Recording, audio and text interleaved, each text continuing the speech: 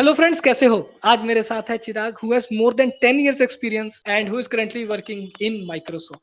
तो आज हम चिराग से बहुत कुछ सीखेंगे इस वीडियो में। But before that I would like to invite Chirag. कैसे हो आप? Thanks a lot Manohar for calling me. मैं बहुत अच्छा हूँ and I am glad that I am here and I can share my experience with the audience and I like the lovely smile, it made my day man. Thank you so much and same to you. And guys आपको बता दूं, this is just a trailer. Picture अभी बाकी है। And one more that our one video will come on Chirag channel as well, where we have talked about service based and product based companies, their culture, salary, everything, interview process, everything as much as possible। आज इस video में जो आपको एक झलक दिखेगी वो ये चीज की है, प्रोडक्ट बेस्ड कंपनीज के लिए प्रेपरेशन और सरवाइव करने में एक जमीन आसमान का फर्क होता है। तो जो लोग गलतियां करते हैं इस चीज में कि भाई सिर्फ पढ़ लेंगे और इंटरव्यू क्रैक हो जाएगा, या तो शायद वो भी नहीं होगा, या तो अगर क्रैक हो गया तो सरवाइव नहीं करेंगे। ओके, तो वो चीजों के लिए आज हम बात करेंगे चिराग भाई साहब से, और इनसे हम गाइडेंस लेंगे like how to prepare for that. Over to you Chirag. आपने बहुत ही इंटरेस्टिंग चीज बोली है। तो हम जनरली क्या करते हैं, हमारा ये प्रॉब्लम सिर्फ अभी की नहीं है, ये प्रॉब्लम हमारे बचपन से स्टार्ट होती है। हम क्या करते हैं, बचपन में जब स्टार्ट करते हैं ना, तो हमसे कहा जाता है बच्चा बस तुम पढ़ो, तुम्हें 10th ही तक करना है, 10th कर लोगे ना बढ़िया से 99% सब कुछ जिंदगी में मिल जाएगा। 10th हो गया, 12th की बात ये आती है। 12th में भी मीठी गोली दी जाती है हमें, अरे आप भैया 12th कर लो, बस आप अच्छे से परसेंटेज लिया, उसके बाद तो लाइफ सेटल है। उसके बाद फिर कॉम्पिटेटिव एग्जाम की गोली होती है। फिर कॉलेज में ये होता है, कॉलेज में पहुंचते तो हमें फर्स्ट ईयर से अलग स्टोरी सुनाई जाती है। मतलब अगर आपको फैंग नहीं लेके गई या आपका 1 करोड़ का पैकेज नहीं लगा तो आपने जिंदगी में कुछ नहीं किया, मतलब आप दुनिया में सबसे डम इंसान हो, ऐसा हमारा फर्स्ट ईयर से एक्सपेक्टेशन बना दिया जाता है। और हमें एक रेस में लगा दिया जाता है, वो रेस है डीएसए की। वो रेस है डीएसए की कि अगर फर्स्ट ईयर से अगर आप डेटा स्ट्रक्चर्स के कॉम्प्लेक्स सारे डेटा स्ट्रक्चर्स आपको नहीं आते, ट्री ग्राफ नहीं आता है, तो आप भूल जाओ कि आप बड़ी कोई कंपनी और अच्छे एक पैकेज ले सकते हो। तो हम क्या करते हैं, हमारे जो जो 6 सब्जेक्ट हर सेमेस्टर में इनटू 8 48 जो सब्जेक्ट्स होते हैं, अप्रोक्सीमेट 50 जो सब्जेक्ट्स होते हैं, उनको एक साइड रखते हैं और कहते हैं भैया डीएसए डीएसए डीएसए डीएसए, सुबह उठो डीएसए, शाम को उठो डीएसए, हर वीक करो डीएसए। ठीक है, तो उस लूप पे चले जाते हैं। होता क्या है, समहाउ घोट घाट के आपने पी लिया और समहाउ आपने कंपनी क्रैक कर ली इन अर्ली स्टेज, जो कि आप मोस्टली आप डीएसए अगर आप करते हो तो हो जाता है, जिसमें आपसे एक्सपेक्टेशन होती है कि रिज्यूम में डालने के लिए लोग लोग प्रोडक्ट कैसे बिल्ड करते हैं, रिज्यूम में डालने के लिए। भैया मुझे वो प्रोजेक्ट्स बताओ जो मैं रिज्यूम में डाल सकूं।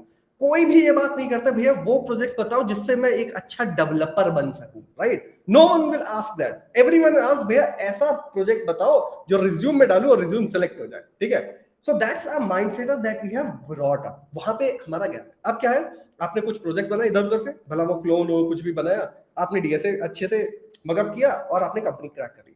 कंपनी में गए, वहां तो कुछ और ही खेल हो रहा है। क्यों? क्योंकि कंपनी में जाके आपको कोई डेली डीएसए प्रॉब्लम थोड़ा ना सॉल्व करने के लिए, आज ये 4 तुम करोगे, 3 डीएसए प्रॉब्लम तुम करोगे, 3 डीपी के प्रॉब्लम आज तुम्हारे। ऐसा तो होता नहीं है। कंपनी में जाने के बाद, कंपनी में जाने के बाद आपको दिया जाता है प्रॉब्लम स्टेटमेंट कि भैया ये रहा एक बग, जो कि एक बड़े सारे एप्लीकेशन में एक 1000 लाइन का 1000 फाइल का एक कोड बेस है जिसके अंदर ये बग आ रखा है, ये प्रोडक्शन में है, ये इतने customer impacted, you have to fix it, you are screwed up. भैया इतना कोड तो इतना, ये तो मुझे पता ही नहीं चलता कैसे सिस्टम, मुझे पता था ये फंक्शन कैसे लिखते हैं, उसके बाद तो मुझे पता नहीं। और उस फंक्शन में भी फंक्शन मुझसे लिखवाओ, दूसरे का कोड कैसे दे दिया, मुझसे कहो कि ये कंडीशन कैसे मीट करते हैं, मैं लिखूंगा, देखो सारी सारे एज केसेस कवर करते हुए बढ़िया से फंक्शन लिख के दूंगा। दूसरे का कोड थोड़ा ना देते हैं, ये तो मजाक कर रहे हो।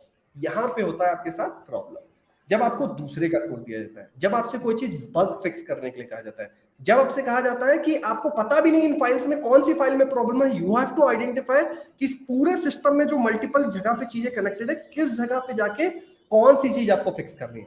ये डिफरेंस दिखाता है कि अगर आप एक नॉर्मल इलेक्ट्रीशियन को घर पे बुलाते हो, कहते हो भैया लाइट नहीं आ रही, एक नॉर्मल इलेक्ट्रीशियन क्या करेगा, यही आपके कमरे के सारे तार वार खोल देगा बिना ये जाने कि ये पूरा का पूरा आपके सोसाइटी में आपका कनेक्शन कैसे हो रखा है। एक स्मार्ट और एक अच्छा इंसान क्या होगा, वो पहले समझेगा कि प्रॉब्लम कहाँ किस लाइन पे हो सकती है, उसके बाद जाता है। So that's a difference. उसके बाद जब आप प्रोजेक्ट बिल्ड भी करते हैं, तो प्रोजेक्ट हम बिल्ड कैसे करते हैं कि फ्रेश, चलो क्लोन कर लेते हैं, अकेले बनाओ, ये तेरा प्रोजेक्ट ये मेरा प्रोजेक्ट। क्या कंपनी में जाके ऐसा होता है? नहीं कंपनी में जाके नहीं। 100 लोग एक ही प्रोजेक्ट पे काम कर रहे हैं, राइट? अब आपको प्रॉब्लम होती है, आप भाई कोड तूने ऐसे लिखा है, मैंने ऐसे लिखा, मेरा वाला सही है तेरा वाला गलत है, कॉन्फ्लिक्ट आ गए, मैं नहीं डिलीट करूंगा, तू डिलीट कर। ठीक है, ऐसे नहीं चलती corporate world, right? So that's a mental gap that we see when we actually prepare, specially in colleges and we get into. जब आप एक्सपीरियंस भी हो जाता है तभी भी हमारे यहाँ गैप होते हैं। गैप कैसे होते हैं? हमने पॉपुलर इंटरव्यू क्वेश्चंस गूगल पे फाइंड किया, हमें ग्लास डोर पे मल्टीपल जगह पे वो सारे क्वेश्चंस मिले, हमने प्रैक्टिस किया, क्रैक कर लिया, गए कंपनी में। अब आपने सीनियर लेवल पे क्रैक तो कर लिया, पर आपको पता नहीं कि सीनियर लेवल पे रिस्पॉन्सिबिलिटी क्या है। सीनियर लेवल पे रिस्पॉन्सिबिलिटी कभी थी ही नहीं आपकी कि आप जाओ और कैसे ना कैसे करके प्रॉब्लम सॉल्व कर दो। आपको तो डिजाइन डिस्कशन करने थे, आपको तो सही अप्रोचेस निकालने थे, आपको तो टीम बिल्डिंग करनी थी, आपको तो जाके लोगों की हेल्प करनी थी। आप मेंटरशिप तो तब दोगे ना जब आपको खुद पता है कि इसके क्या ऑप्शंस है। आप किसी को गाइड कैसे कर सकते हो, राइट? मैं खुद भैया एक तरीके से पढ़ते आया, बचपन में पापा ने कहा था साइंस ले लो जिंदगी बन जाएगी। अब मुझसे कह रहे हो कि करियर गाइडेंस कर दो, इसको यूपीएससी का एग्जाम क्रैक का कैसे होगा और क्या करना चाहिए। आप कभी कर सकते हो? नहीं कर सकते हो। So that's a difference when we target for one simple thing and basically try to chase that, और फिर हम दुनिया को ज्ञान देते बैठते हैं कि देखो दुनिया कैसे चलती है, right? So that's a difference. तो इन शॉर्ट जो मैं समझाऊं यही है कि भाई अगर कंपनी का इंटरव्यू क्रैक करना है, उसके कोडिंग राउंड जो भी है वो सब डेटा स्ट्रक्चर्स पे हो रहे हैं, और वो बेटर है कि तुम लीड कोड या कोड फोर्सेस पे प्रैक्टिस करो, that is one thing. But जब कंपनी में काम करने आ गए हो, बैठ गए हो, तो वहां पे होगी डेवलपमेंट या डिबगिंग। तो उसके लिए अगर तुम्हारी डेवलपमेंट स्किल्स अच्छी होंगी, तुमने बड़े बड़े कॉम्प्लेक्स सेल्फ प्रोजेक्ट्स बना रखे होंगे, क्योंकि हम जब घर पे अकेले वीएस कोड पे कोड लिखते हैं, तब हम जब उसको पुश भी करते हैं अपनी ब्रांच पे तो सिर्फ अपनी ब्रांच पे करते हैं। बट जब हम कंपनी में कॉर्पोरेट में काम करते हैं तो हम 4-5 डेवलपर के साथ करते हैं, तो सब अपने अपना कोड पुश करते हैं, तो कॉन्फ्लिक्ट आते हैं पुल लेते हुए। तो आप ये कहना चाहते हो कि इसलिए डेवलपमेंट के ऊपर भी उतना ही ध्यान देना चाहिए जितना डेटा स्ट्रक्चर्स के ऊपर देना चाहिए? डेवलपमेंट पे ज्यादा ध्यान देना चाहिए, data structure is just a part of it. जैसे कि मैं आपको एक एग्जांपल बताता हूँ। जनरली हम क्या कर रहे हैं, हम एक छोटा सा एग्जांपल लेते हैं कि आपने खुद एक कंपनी स्टार्ट कर रहे हो, आपको उसका एक टेक स्टैक, आप एक कंपनी के सीटीओ, आपको 10 साल का एक्सपीरियंस है, आपको कंपनी का आर्किटेक्चर सेटअप करना है। क्यों? क्योंकि आपको बिजनेस रन करना है, क्योंकि आपके पास तो 10 साल का एक्सपीरियंस है। आप तो फैंग वैंग में काम करके सब इतने बड़े कॉम्प्लेक्स सिस्टम देख के आ गए। आपके पास कस्टमर है 50, आपने एक micro service architecture which has lambda और पता नहीं आपने दुनिया की सारी चीज उसमें डाल के आपने एक स्ट्रक्चर खड़ा किया जिसका ट्रैफिक कितना है, 50 यूजर का। तो आपने समझदारी की है या आपने बेवकूफी की है, ये कौन डिसाइड करेगा? तो that is the difference basically. What I meant by optimization is also needed when it is required. मतलब आप ओवर ऑप्टिमाइजेशन जब करते हो तो everything comes with a cost, right? So that is very important, जो लोग भूल जाते हैं। एंड ऑफ द डे आपको डेवलपमेंट ही करना है। जब आप किसी एक ऐसी स्टेज पे पहुंचते हो जहां पे आपका जो नीड है वो बेस्ट और रिजल्ट नहीं दे रहा है, तो आप क्या करते हो? उसको ऑप्टिमाइज करते हो। आप ऑप्टिमाइज करते हो, चलो अगर मेरा टाइम ज्यादा लग रहा है, टाइम कॉम्प्लेक्सिटी पे प्ले करेंगे। स्पेस बहुत यूज हो रहा है किसी तरीके से, मैंने एक टिंडर जैसा एप्लीकेशन बनाया है, अब उसमें इतनी इमेजेस हो गई कि भाई साहब, मैं अगर पूरा एक मतलब एक बड़ा सारा अमेज़न का AWS सर्वर भी ले लूं ना, तो तब आप सोचते हो कि यार ये इमेजेस एज इट इज ना रख के मैं क्या इनको ऑप्टिमाइज और कंप्रेस करके रख सकता हूं क्या? तब आपको वो चीजें रियलाइज होती है, तब उनकी नीड होती है। Over optimization and early optimization both are hampered or will hamper your career, which I will definitely say. Okay.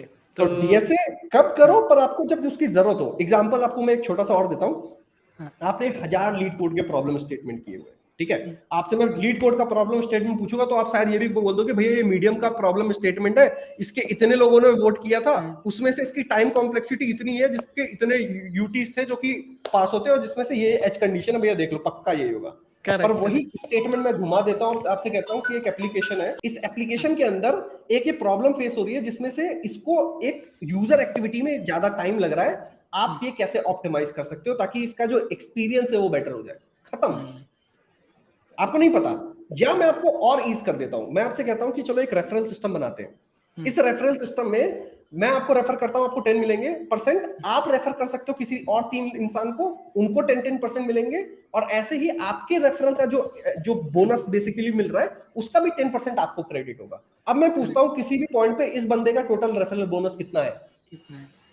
तब आपको सोचना चाहिए कि पहले तो मैं कैसे सॉल्व करूं, फिर मैं कैसे ऑप्टिमाइज करूं। अब ऑप्टिमाइज के टाइम पे आप सोचोगे कि यार मैं इसमें ट्री डेटा स्ट्रक्चर यूज करूं या ग्राफ, रेदर देन आप स्टार्ट करोगे कि ट्री के क्वेश्चन पूछ ले। अब या ग्राफ के क्वेश्चन पूछ ले, ऐसा नहीं होता, right? So situation based questions हैं, डेवलपमेंट ही करनी है, बट एल्गोरिदम्स यूज करने हैं जो हमको डेटा स्ट्रक्चर से समझ आते हैं कि इस तरह से ऐसे ऑप्टिमाइजेशंस होती हैं. So these are actually optimization techniques जो होती ही है कोड लेवल पे. मैंने बोला ना, या तो क्वांटिटी पे काम करो या तो क्वालिटी पे.